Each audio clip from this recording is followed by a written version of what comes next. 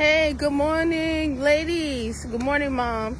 It's your girl, Sharita, the Behavior and Literacy Strategist, coming at you from where the Morgan Unlimited Growth Institute, where you can find solutions for your child's behavior and literacy challenges. Hello, moms. Hello. I got a good one for y'all today, honey. A good one. I had a bunch of stuff I want to talk to y'all today about, but this popped into my head because I did a consultation for a teenage girl yesterday, a 13-year-old, and it was the assessment part where I was working with her, and she was asking me questions about the action plan. And it's the first time that any of the kids that I ever did a consultation for or assessed in my program, any of them has asked me questions about what I do and how I do it and what the purpose of it was. So it was a really good conversation. So I thought that you moms probably want to know too. So what is an action plan? And on top of that, for you moms, why you should create one for your child at home, okay? So here's the question she asked when we were doing the assessment, and I was giving her things to do, and I was checking, and I was thinking about her answers, and then I'm giving her something else. It's very customized, my action plans, or the assessment. She asked me, she said, do you do this with all of your students? And I said, yes. She said, wow. I said, all my students coming in, before I teach any student, I sit down with mom. I have a phone conversation with mom. Then we do a Zoom meeting where I do an assessment. I meet with mom and the child for a couple minutes just to get acquainted. And then we do assessment. I meet with the child one-on-one. Mom has to leave the room. Why does mom have to leave the room? Because kids act differently. Kids be acting different when mom is in the room. They be looking for help, or they do their usual, I don't know how to do it, and looking frustrated. Mom feels like she may have to rescue them or explain things for them. So right off the bat, when kids come to my program, training wheels are off, honey. All right? So they learn how to function independently. And the first step, the first meeting with me, what cute, this little cute baby in a stroller was going past looking at me. In the meeting with me, they learn to just sit with me. I'm not there to keep them on task. I'm not there to hold their hands. I'm just there to assess and observe. I want to observe what they can do. I'm looking for the holes that are missing in their literacy foundation and their math foundation, stuff that they should have learned and mastered years ago that they still don't know. And when they start to get nervous, they say, don't worry about it, tell yourself this. If I don't know it, I will know it, okay? But I'm also looking for how they work, how much effort they put into it. If they ask for help, right? If they ask for help, I'll also look to see if they get distracted, actually use the bathroom, right? One of the parts of my assessment is for them to write, and I start this right off the bat, write for 8 minutes. I give them a writing prompt, and then I'm just quiet. As a matter of fact, I mute my mic, and I just sit there, and they have to write for 8 minutes. I'm looking to see, are they going to write for the 8 minutes? And if you book an appointment with me, don't tell your kid none of this, okay? Don't be telling my secrets, all right? So I'm looking to see if they're going to sit for 8 minutes and write, and what the outcome is going to be. Can they write a full paragraph? Do they put capital letters at the beginning of the sentence? Do they put a period at the end of each sentence? Do the sentences make sense, right? Are there run-on sentences, okay? How their spelling is. But I'm also looking to see, are they going to continue to write for the full 8 minutes? So this is part of the action plan later. If they're not able to write for the full 8 minutes, if they try to get my attention, if they ask me questions, like the young lady last night was saying, I don't know what else to write. How many sentences do I have to write? These are questions where adults feel like we have to answer these questions for them, but we don't understand. Adults don't understand, or teachers or even moms don't understand the purpose of these questions. It's not that the answer they're getting is going to satisfy them. It's not the answer they're like, oh, okay, good, I got it, I'm out, I'm going to do this now, I'm going to bust it out. No, this just 8 minutes. I have to write for 8 minutes. What do I write about? I don't know what to write. Can I have some help? This is what I'm used to. I'm used to help. I'm used to somebody being right there for me, or somebody not requiring me to do it by myself, or somebody coming to help me if I get stuck. This is what I'm looking for. I'm looking to see if they're going to do all of that, and that tells me I don't know how to function independently when it comes to doing my work. I'm used to too much help. So if I want to teach them to function independently, then they learn, that's in their action plan, write for 8 minutes. If their writing has issues in it, capitalization is in their action plan. Punctuation is in their action plan. Grammar, sentence structure, right? Or spelling. That's how I create my action plan. So when I do my action plans, and I do a couple different areas for common areas that I know that a lot of kids struggle with, they are missing. I've met with hundreds and hundreds of kids over the past couple years. What they're missing, what the schools complain about, what mom's complaining about, those are all the things I look for in my action plan, plus whatever mom is talking to me about on the phone. I'm looking for that too, and I'm also adding that in the action plan. So the action plan is very customized. What I just talked to you about with the writing is one part of the action plan. That's just the writing prompt, okay? So what the action plan has, it has a behavior goal, a literacy goal, and a math goal, okay? And this, I'm telling you, if you create action plan at home, that this is definitely, you should start off with a behavior goal, literacy goal, and a math goal. It's the simplest goal that they have. They'll have goals in their action plan, but this is what we're going to start with. This month, this is what we're going to focus on, okay? So if the student is focused and don't want to stay in their seat, I'm very specific. I don't just say get more focused. If they keep moving around, dropping their pencil, asking to use the bathroom, that kind of stuff, then that's their first goal. It's a basic goal, remain in my seat. And we work on that and make sure that's done. Make sure that the kids in my program stay in their seats. Because if they're not staying in their seats, then how are they focusing on their work and doing a great job? They're not, because they're too busy thinking about getting out of their chairs. And I know in school, kids are, especially kids who have IEPs, are given multiple breaks. It's overwhelming. So they get overwhelmed with the work, so they need multiple breaks so that they don't melt down. I'm the exact opposite of that. They need to learn how to sit and deal with if they get overwhelmed. If I'm feeling overwhelmed, becoming aware of it. Why am I overwhelmed? Let's fix that part. And how do I get past that? Okay? So my students are not allowed breaks in their class. See, it's all very customized to treat the issue. They aren't allowed breaks. Use the bathroom before, they gather their materials before, and if they try to get up and do all those things during class, they lose points. So they quickly learn to sit in their seats and stay there, okay? So there's a behavior goal, it may be remain seated. Literacy goal depends on the level of the child. Maybe they need to master their letter sounds. Maybe they need to master writing a paragraph, right? Whatever the most basic of their needs are goes first. And then a math goal, maybe they need to learn how to count to 100, or maybe they need to learn how to add multi-digit numbers, right? Or maybe they need to learn how to master, they know how to do all of that, but they got to master their multiplication tables first.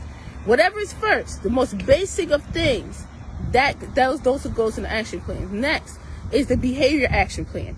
Any behavior that's getting in the way of your child's greatness, any behavior that's getting in the way of your child's success, academic success and success at home, any behavior that is used as a distraction to get them away from doing what they're supposed to be doing, okay?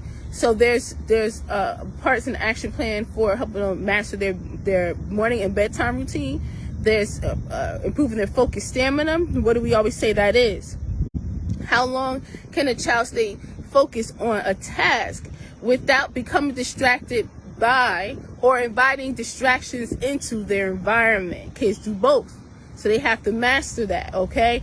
This is what you're doing. That's it. You're not looking around. You're not talking to nobody. You're not asking for help. I eliminate all distractions. That's why they gotta be in the room by themselves. Okay? And moms don't, some moms, most of my moms understand this, okay? The moms who don't understand this don't last too long in the program because kids act differently when mom comes in the room. So they might not feel like working. I might be getting on them. I might be having high expectations for them. I might be cutting down their excuses. And once we get past that point, they realize that they just get to work. But on the outside, what it looks like to mom, now most moms, they want that and they're good with it. That's why they're in the program. That's why we rock, okay? But it may look like to some moms that they need help, or maybe she's being too hard on them, or he can't do this without me in the room. You know, he can't do this by himself without, well, that's why I'm here. That's what we're going to make sure that he can do it with nobody in the room, right? So they have to work by themselves. There's a part in the action plan function independently when doing classwork, homework, and chores, right? So the basic, it may be something specific like interact respectfully with mom, maybe on there too. Whatever the issue is that we talked about is going in an action plan and working on, and we growing and we taking care of it, okay? Then there's the literacy action plan, from the basics of what they don't know in their literacy foundation to more advanced stuff that I teach my students anyway. And I teach all my students at a high level, okay? So that means they have to figure it out themselves first, and then if they get it wrong, they learn how did I get it wrong, and then they learn how to get it right. It's all I never give answers. I never tell them how to do it first. I never teach first. This is what we're doing today. This is how you do it first. I say, read it. What do you think we got to do? So what do you think? What do you think? What do you think? I get the kids reading, thinking, so that they can figure it out, okay? And that helps them push past the fear of getting it wrong, because probably going to get it wrong first. Or you may feel really good because you got it right, even though you didn't know how to do it, right? So that's in there, okay? So there's the behavior part of the action plan, all the goals. There's the literacy part of the action plan, all the goals, right? And then there's the math part, same thing.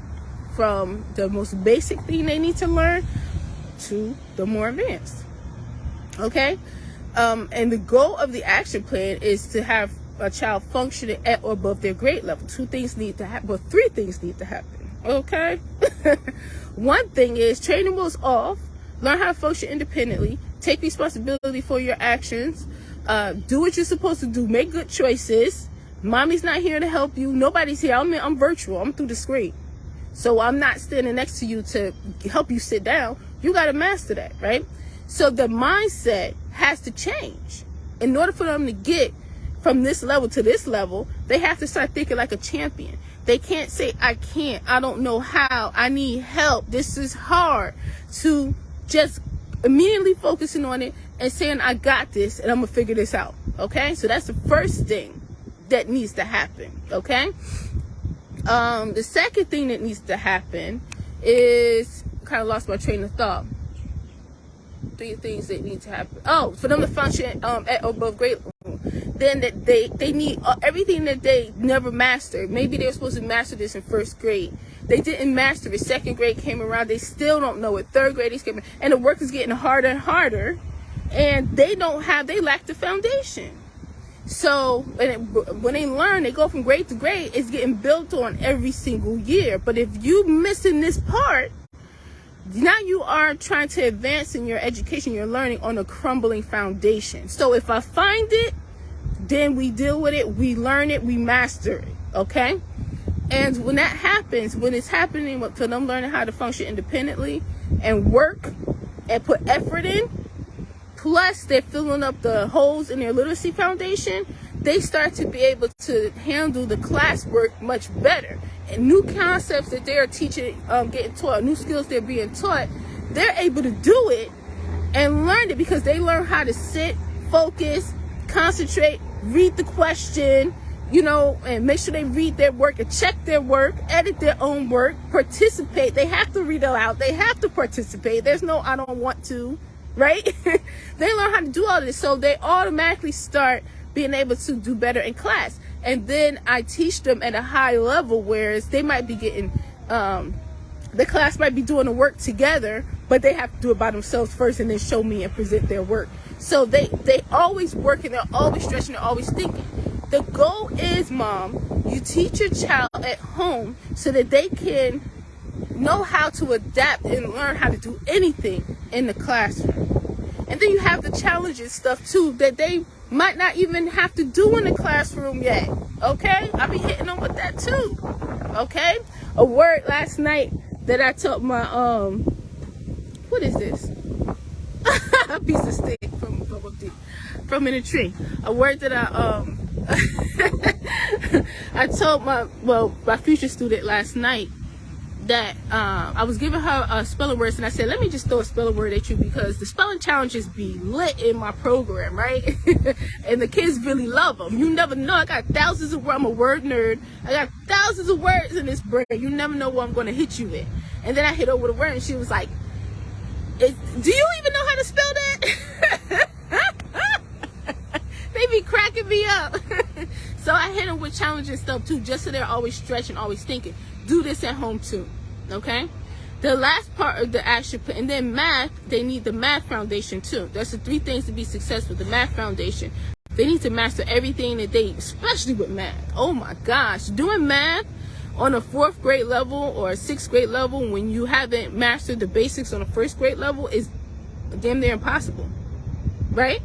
So that's in there too. And it's a math word problem class, so always assess how they do with word problems. They learn how to read the word problems, read, understand, solve, and create math word problems. But we're also doing math so that they can know how to have the skills and the strategies to even complete the math word problem. So those are the 3 things that are needed for them to be successful with their action plan. And the last part I'm going to talk about, Mom. So you got your goals, you got your behavior action goal, you got your literacy goal, you got your math goal, then you have your plans. You got your literacy action plan, you got your math action plan, you got your your behavior action plan, your literacy, and your math action plans, right? Then there's a part that I have just for Mom, okay? So this is what can Mom do at home to facilitate this growth. So it may be, and it's customized. So if I'm working with Mom and she has a hard time with having her child work independently and not helping, that's in there. If the mom has a hard time with consequences because the way her child reacts, that she feels unsure about herself, so she's second guessing herself all the time, that's in there, right? Anything that Mom is struggling with right now while trying to get her child to the next level, that's the customized mom part. And that's the part of us being self-aware and mastering our children's behavior cycles and understanding I'm about to get wrapped up in this again, or I didn't follow through with this, or I gave in when my child started looking sad or crying, right? Or I let my child talk too much when I should just cut it off and let them know that it is what it is, right? Anything that has our child, because people on the outside world, a lot of people today want to make so many excuses for children. And it's like we want to protect them so much that we put them in a bubble. I know what that's like as a mom. Please, when my first daughter, Jazzy, was born, I had preeclampsia. She was in the hospital for a month. And when she came home, she had a fever, and I bawled. I cried so hard. I did not want her to have any pain, even be sick. Babies get fevers all the time. You know what I'm saying? But in my second daughter, Maya, I was like, yeah, right? I know what to do. 10 years later, but with Jazzy, I just bawled. I cried so hard. I was worried. I felt bad. Like, how could I let her have a fever, right? So I understand as a mom how hard it is to kind of nudge your child off that cliff so that they can, like a bird, spread their wings and fly. Because that initial fall, you like bite your nails like, ooh, you know, right? It's hard. I understand that. But that's something that we need to do, because while we're doing that, our kids will stay on a cliff and never take the dive and spread their wings and fly. They're expecting us to carry them around the whole time. And if we're doing it at home, guess what they're expecting the teachers to do at school? And are they growing like that? Are they being their best? They're not. So this is a big part of it. We can't just say my kid is reading below grade level, let's just target reading. We can't just say my kid is unfocused, let's just target that. And we can't just put all the responsibilities on mom. We have to, that's what the behavior action plan is having the child take responsibility for their behaviors to grow themselves.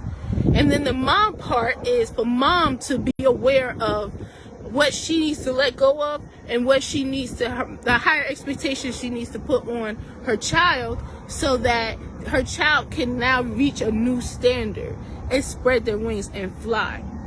So in your action plan, you got your goals, you got your behavior goal, and it's the initial goal. You want something initial that is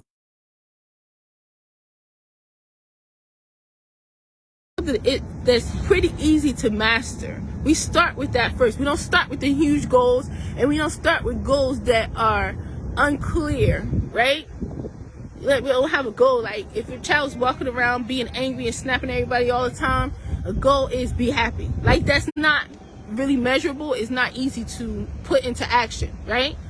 So if your child is walking around snapping at everybody, being angry all the time, then in the action plan will be more focused on interact positively, or speak in a respectful way, or speak nicely, or play nicely with my brother, or right. So it's very specific.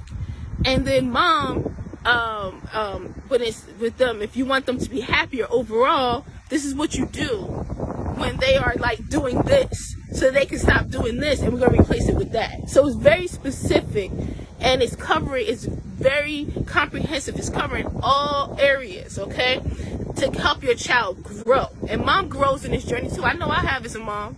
We grow in this journey. We grow in our children. We grow ourselves as well. It just happens automatically, okay? All right.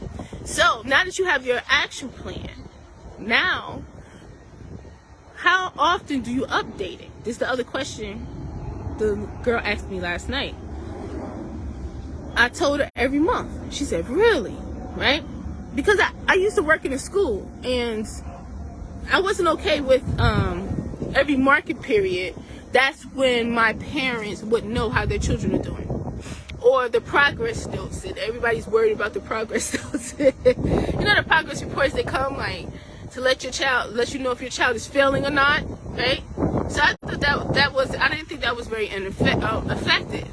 I didn't think that was an effective way to facilitate growth and to make sure that the kids are working to improve themselves and goal oriented. So what I did in the classroom, and what I do now in my program, but at a higher level and more customized, is every month I met with all of my students and talked to them about what they wanted to accomplish for the month ahead. I know we had the market period, I know we had the progress notes, right? So it was a goal for language arts, it was a goal for math, it was a goal for behavior. And the kids and I would have a discussion, and I would talk based on what I was observing in the classroom, what they were doing good in, and where they were struggling. And I don't say struggling like, oh, you need help. I'm like, this is not where you need to be right here. Where do you want to be? I asked my students that's coming in too, what do you want to do about that? My student last night only wrote a sentence, and she was complaining the whole time and kept asking me, but I was on mute. All I did was I would show her my phone and tell her how much time she got left, because we're not talking when you're ready to write. She's gonna have to learn that, okay? When you're writing, right? So when I talked to her at the end, she said that she don't like writing a lot, and she like to keep it short, and she don't be knowing what to write about. So then I asked her, I said, is that something you want to improve? And she said, yeah, I really need to get better at that. Okay? So it's a conversation with the mom, it's a conversation with the child. So to know, and when I find a match, mom and child wants the same thing, good. Okay? All right? So I would meet with my students going back to years ago when I first started teaching. That first class where I was a permanent substitute teacher. I hadn't gotten certified yet, but I was a substitute teacher. They put me in this classroom full time, kids with behavior disorders and challenges, fighting every day, running out of the classroom, not doing no work, disrespecting adults, right? Not doing any homework. We had to change all that, all right? So this is what I was doing with them every month. And I was able to sit down with them with their little conference. I would pull them, like if they went to gym, I would pull each of them for like a few minutes each, like 10 minutes each, and then send them back to gym, right? And we would go over their action plan. It was customized, and they loved it. They absolutely loved it. They loved it. I'm doing better at that. I'm doing better at this. This is what I want to work on, okay? And then they would sign it. I would sign it, send it home to mom so that she can sign it. I would make a copy of it. Once I got it back all signed, send it back, and so that it could go in the refrigerator. So that mom knows what we're working on in class this month, the child knows what we're working on in class this month, and the other copy I hung up in the classroom. So everybody knew what we're working on, what our goals were. This is what I recommend you do at home. Meet with your child once a month. Meet with the teacher. I also meet with my students' teachers. I email them every month and communicate with them. And if I can get a meeting face-to-face, like Zoom face-to-face, then I do that too. And we meet and we discuss the progress, okay? So every month, just check to see how you're doing with how you're doing in school, right? That's being proactive. And let the teacher know what you've been working on at home, the progress you're seeing at home, and ask the teacher what progress she's seeing in school, and then what needs to be worked on for the next month. Look, doing it for a month. Sorry, garbage can go past. Keeping our city clean, the streets clean. Thank you. Right? So why a month? I told you a marking period is too long on them progress notes. They don't really, it says what your child might be failing in, but it's not a plan. It's not a communication, figuring out what's going on and what do we need to do to move from this level to this level. So I don't feel like they're effective. All right? So we're not even worried about the progress notes. But 3 months is not enough time. All right? So I give it a month because, and then for goals that I set for myself in life, if you try to get that success right now in this moment, that could be very overwhelming. But if you say this month we're going to work on this, now you can notice progress and you can notice growth. So that's the important reason for you to schedule it every single month. So you could look back on a month. You cannot worry about if they are taking 2 steps forward and then a step back and you're like, oh, everything is falling apart. No, it's not. That's part of the growth cycle. And as long as you have your plan in place and you're working on your plan, right? And I mean your child working on it, right? And as long as you stay consistent, there's going to be growth at the end of the month. So that's why you do it once a month, okay? So let's review real quick. Action plan. You need an assessment. You need to assess what they know, what they don't know, what they should have mastered already, and what they need to master so that they can function at or above grade level, okay? That's the first thing. Second thing in the action plan, you're looking for how they work, how much effort they put in, when they get distracted. And a lot of times with some kids, they just don't want to work at all, so they get distracted as soon as you tell them to do something independent. But they like the interaction when I'm like drilling and quizzing them on these words to see what they know and what they don't know. They might like that interaction, right? So you see, my child likes this and does well here, but as soon as it's time for them to work independently, that's when they start getting distracted, when they get out of the seat, dropping a pencil, asking questions, asking for help. And when I don't help them, they get frustrated, they shut down, they this, that, okay? That's a goal now. That we got to work on that. We got to make sure that we move them past that, okay? So you're not just assessing what they know and what they don't know. And this is why it's very good for a human-to-human assessment instead of just a computer assessment or a paper assessment, because you can observe and you can see what they know and what they don't know. You can customize the questions based on what they answered the last time, but you also can see how they learn, how they work, how they handle challenging situations when they are learning, okay? That's all in the action plan. So first you do the assessment. You do your own assessment, what you think. Then you do that assessment with your child. Then you start to create the action plan. You need an initial behavior goal, initial literacy goal, initial math goal. Then you need behavior goals, everything that your child needs to, and I did this for my daughter years ago. I wrote down all the different things that she was doing that was holding her back or causing some distress or whatever. I wrote them down, I hung them up, and I'm like, we're going to work on all these things, okay? So I'm telling you this, I'm telling you not just as a professional. I was a mental health specialist at UMDNJ in Newark, New Jersey, my hometown, my birthplace, my stomping ground, okay? And then I went on to be a special education teacher, first a permanent substitute teacher in the classroom. Then I became a certified special education teacher, and I was a resource pull-out teacher.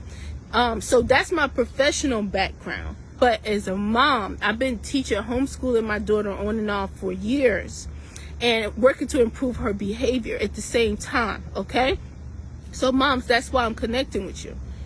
So you have that, you have the behavior part of the action plan, then you have the literacy part of the action plan, you have the math part of the action plan, then you have the mom part of the action plan. What do I need to do when this happens? And also, I can't believe I almost forgot that, a self-care plan for you, so that you know how to take care of yourself in those difficult times, so you don't get overwhelmed, you don't get stressed, and you just give up on the plan because it seems like it's not going to work, because it's always going to work. No matter what's going on, your child is going to grow. If you have the right things in place, that's unacceptable to me. They have to grow. They have to succeed. And they will. Okay? But it's hard. And when you're in the middle of it, you may believe that they're not going to be able to do it. So I'm telling you, your child will do it. Okay? So you need that part for you. You need that part for you. All right? And then after you have the action plan, then you start to work on these different things. And you have customized, you have lessons, you have strategies, but you're not doing anything for your child. You're not spelling anything for your child. You're not reading anything for your child. You're not reading the directions for them over and over. They're reading the directions. You're not writing things down for your child. Your child is writing it. You're not figuring out this math problem. Your child is figuring out the math problem. I have strategies that I've developed over the years that help kids get past where they're stuck and make them think a little bit more, make them think a little bit more, make them figure out this part of it, make them get past this part and think a little bit more, right? So that's how they're going to be coached from now on. No more help. They have to accomplish it themselves. And when they do, good morning, Ebony, welcome. Hashtag replay on this, sis. I'm almost finished, okay? When they accomplish it on their own, the result from that and their mindset and their work, how they work, is going to just move forward at an alarming rate, because they did it themselves. And now they're starting to have self-confidence, okay? So when you coach your child at home, it's based on the action plan. And then when do we review the action plan? Every single month. We're not reviewing it of course we're assessing every day to see progress and growth, because I love progress. I always tell my students, you're going to do better today than you did yesterday.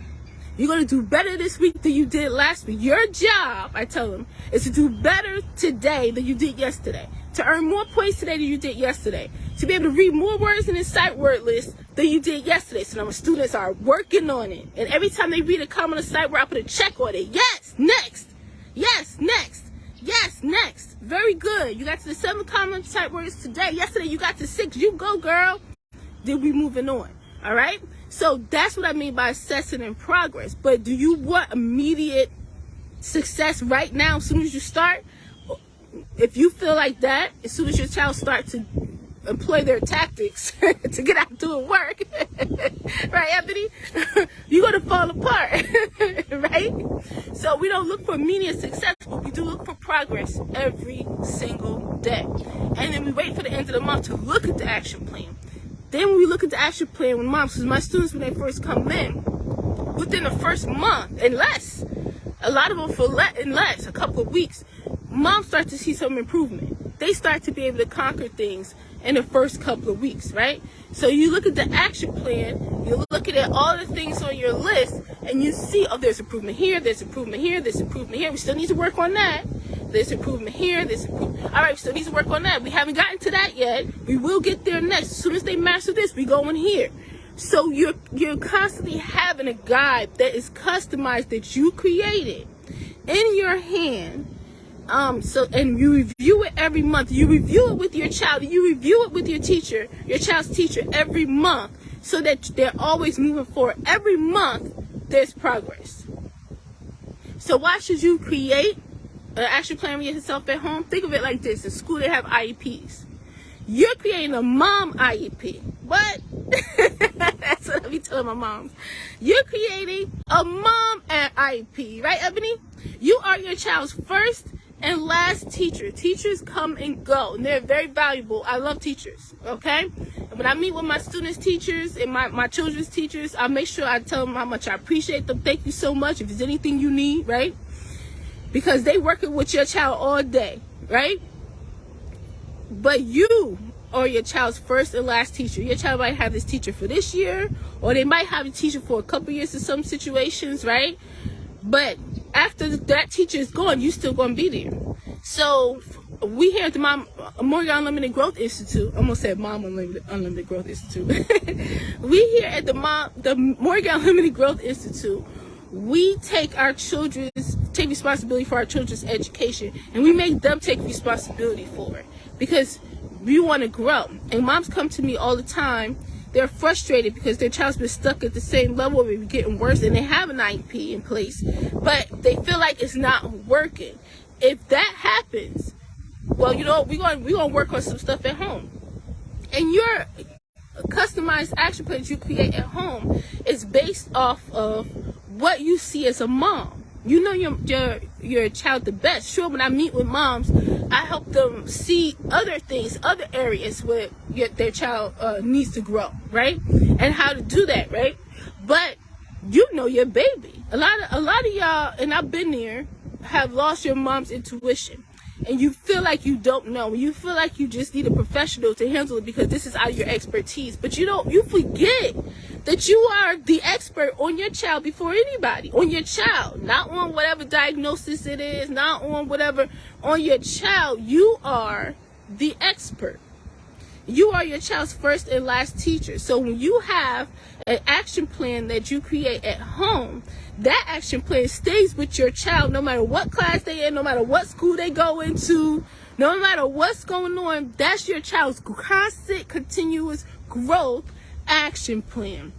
And honey, the growth that happens from there, let me tell you, is when your child has trouble in class, not sitting down, they keep getting out of their seat, they keep getting distracted, they don't want to do their work, you know what I mean? And the teacher has to deal with that, and nobody knows what to do. So now your child's in special education or getting some other services and stuff like that, and the child thinks, yeah, I got all this help, so I can keep doing this because they know I got this problem. You can cut all that mess out by having them have those things as a goal at home, teaching them how to conquer that, function independently, have a self-party, self-awareness, self-control, self-discipline, self-accountability, self-motivation. And don't you know, when your child starts learning that at home, and my students also learn that in the program, they're doing the same thing in the classroom. What you're doing is you're developing new habits for your child, new learning habits, new work habits, work ethic, new mental toughness, like getting past when I'm worried I'm going to get this wrong. You're changing their mindset on that. So when this happens, your child is automatically going to start having more success in the classroom. So believe in yourself, okay? Create an action plan at home. This is a guide. Go back and look at all the things that I said to break down the different parts of the action plan. Ebony, hashtag replay sis. Thank you so much for joining me. Go back and look at all this, and then get to work and figure out for your child what the biggest question. What do you want? This is what I ask moms all the time. What do you want your child to accomplish? Not what do you want to accomplish for your child, honey. We take the training wheels off. We teach our children to function independently. Don't you know the gift you give your child when You help them start to think like a champion and think, I'm going to grow myself in this area. I'm going to work on this. I'm mastering this. I got this. I did this. I accomplished this when I thought I couldn't accomplish it. You know what I mean? That's amazing. I get to see it all the time with the kids in our program, being so excited about being able to accomplish things that they thought they never could. That's a gift. Your child deserves it, and you deserve it. So you could do one or two things. You could either let them stay in this comfortable, uncomfortable place where they're comfortable because they don't have to work too hard. They get a lot of help. People know I got a problem. And one of my students who started the program, his first couple of days, when I told him, I was working with him one-on-one. I told him what the expectations were. And I told him the rules. You can lose points if you don't do this. And I was working with him on that, putting the structure in place, because I knew I was going, after a while, I wasn't going to say nothing. He was going to lose his points. But I'm teaching him. And he's just, it's like, Miss Rita, I'm sorry. I got a problem. I can't do it. I'm sorry. I get unfocused. I got a problem. I told you, let me tell you something. Don't you ever say that in my class. You say, I got this. You know how to sit down. Let's do this. Don't you ever say. Do not let your kids say that. I've never done that. When I was working as a mental health specialist, when I was working as a special education teacher, I've never looked at my child and interacted with them, my students, interacted with them based on their diagnosis. Okay? And I never let them even think about it. You are a child. This is the task. How are you going to master it? So this is what, when you create an action plan at home, it has to be different from the IEP. Let them do what they need to do in school. Let them do what they do in school. But at home, you create an action plan where your child is going to function independently and learn how to get themselves from here to here. They have to pull themselves from here to here. That's the benefit of creating your own action plan. So I really encourage you, and I thanked the young lady last night. Like I told you, I never had a student during the process of me doing the assessment ask me what the purpose of it was. What do I do? How often do I do the action plan? Right? And all these things. And so she was really interested in the process. So that's what made me think, you know what, let me get on here today and tell my moms this process, because maybe moms want to know how I do my action plans and how often we update them, how the process goes, and also how they can do it at home for themselves. Right? So I hope that, I'm wishing y'all much success. Whatever your child, whatever you want your child to accomplish, you got it. Whatever you want your child to accomplish, what I mean by that is they can and they will accomplish. Don't let them tell you anything else. You write it down. You put a customized action plan in place.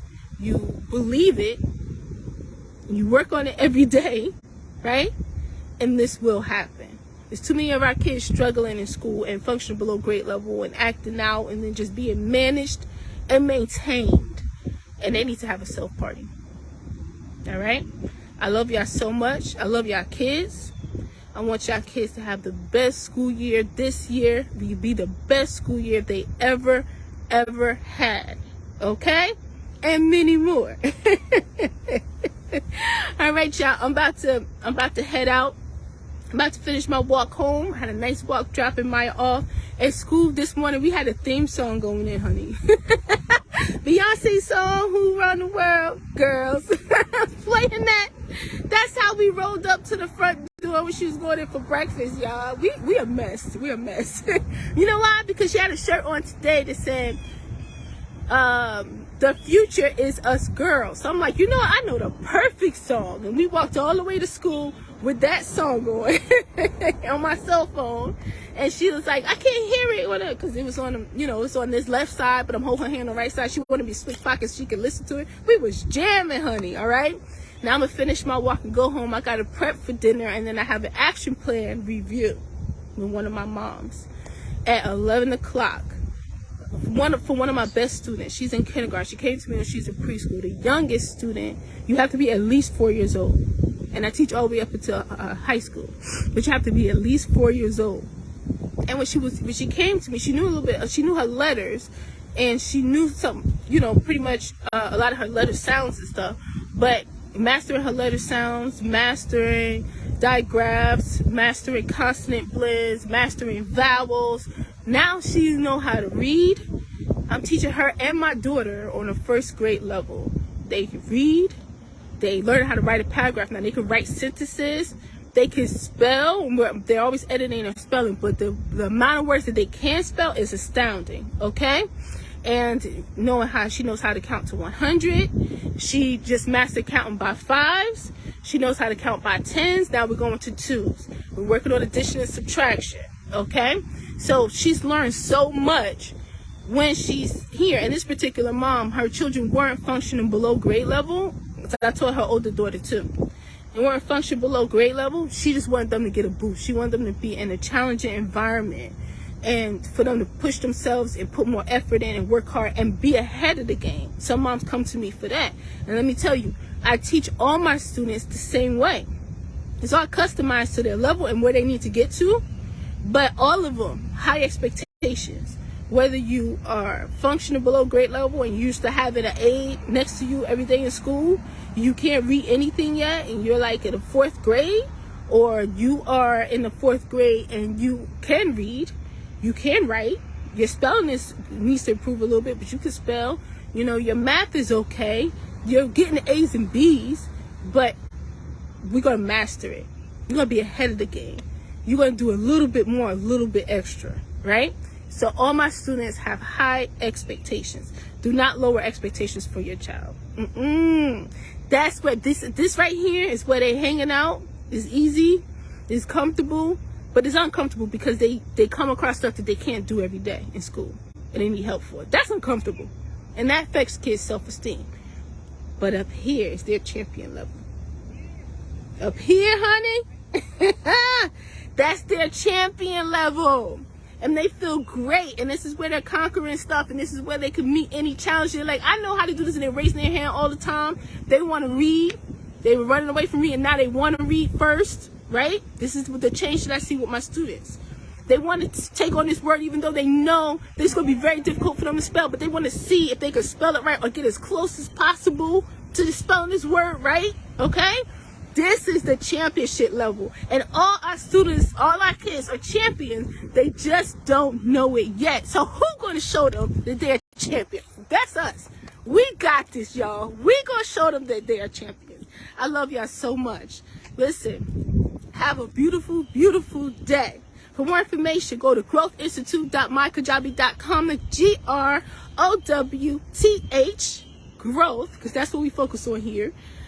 growthinstitute.mykajabi.com. Okay, for more information on my tutor coaching program, you can also book a free consultation there and then get your own action plan, and we can work. Your kids can be in my program, or my mom coaching program starting with my first student on October 31st. So I'm just gonna be teaching the mom everything that I know and customizing it for her child. You want to learn how to do all this stuff at home for yourself? Then get in touch with me as well. So, go to growthinstitute.mykajabi.com. Believe in yourself, mom. Believe in your child. And always remember that growth is unlimited. Peace. Bye, Ebony.